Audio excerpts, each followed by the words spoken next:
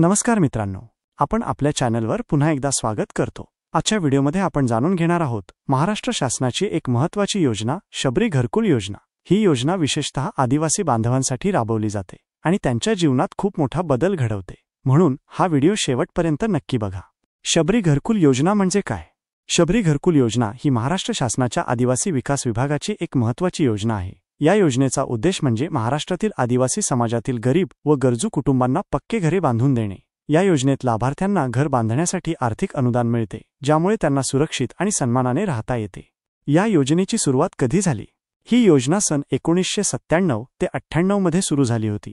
काळानुसार या योजनेत अनेक सुधारणा झाल्या आणि अजून अधिक कुटुंबांपर्यंत या योजनेचा लाभ पोहोचवला जातो आहे। योजनेची उद्दिष्टे कोणती आहेत? या योजनेची मुख्य उद्दिष्टे पुढीलप्रमाणे आहेत। 1. आदिवासी कुटुंबांना सन्मानाने राहता येईल असे सुरक्षित घर उपलब्ध करून देणे। 2. त्यांच्या जीवनशैलीत सुधारणा करणे। 3. आरोग्यदायी वातावरण निर्माण करणे। 4. स्थलांतराची गरज कमी करणे। या योजनेत कोण पात्र आहे? या योजनेचा लाभ घेण्यासाठी काही अटी आहेत। 1. अर्जदार हा अनुसूचित जमातीतील असावा। 2. तो कुटुंब प्रमुख असावा। 3. कुटुंबाचे वार्षिक उत्पन्न ठराविक मर्यादेत असावे। 4. अर्जदाराच्या नावावर स्वतःची जमीन असावी। 5. याआधी कोणत्याही घर बांधकाम योजनेतून मदत घेतलेली नसावी। घर बांधणीसाठी किती अनुदान मिळते?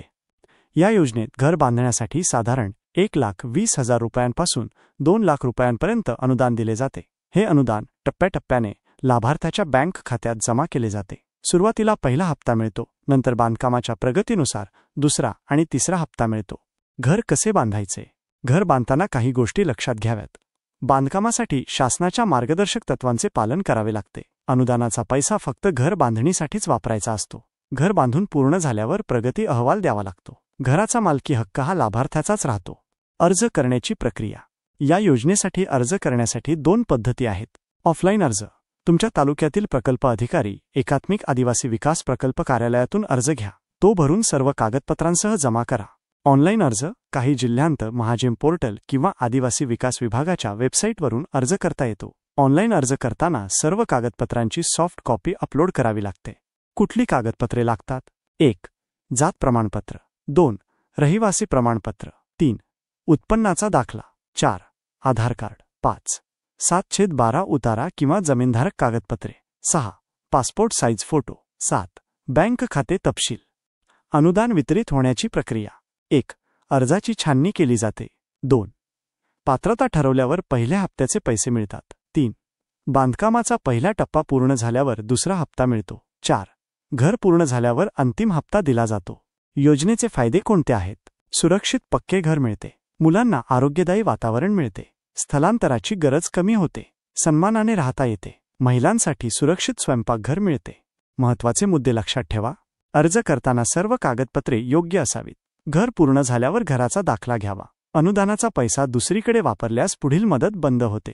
घर भाड्याने देणे किंवा विक्री करणे नियमबाह्य आहे। प्रश्न आणि उत्तरे। प्रश्न: या योजनेत किती रक्कम मिळते? उत्तर: साधारण 1,20,000 ते 2 लाख रुपयांपर्यंत अनुदान मिळते। प्रश्न: पात्रता काय आहे? उत्तर: अर्जदार अनुसूचित जमातीतील असावा, त्याचे उत्पन्न मर्यादेत असावे आणि त्याच्याकडे स्वतःची जमीन असावी। प्रश्न: अर्ज किती दिवसात मंजूर होतो? उत्तर: सर्व कागदपत्रांची पूर्तता झाल्यावर साधारण 2 ते 3 महिने लागतात। मित्रांनो, शबरी घरकुल योजना ही खरोखरच गरजू आदिवासी बांधवांसाठी मोठा आधार आहे। जर तुम्ही पात्र असाल तर नक्कीच या योजनेचा लाभ घ्या।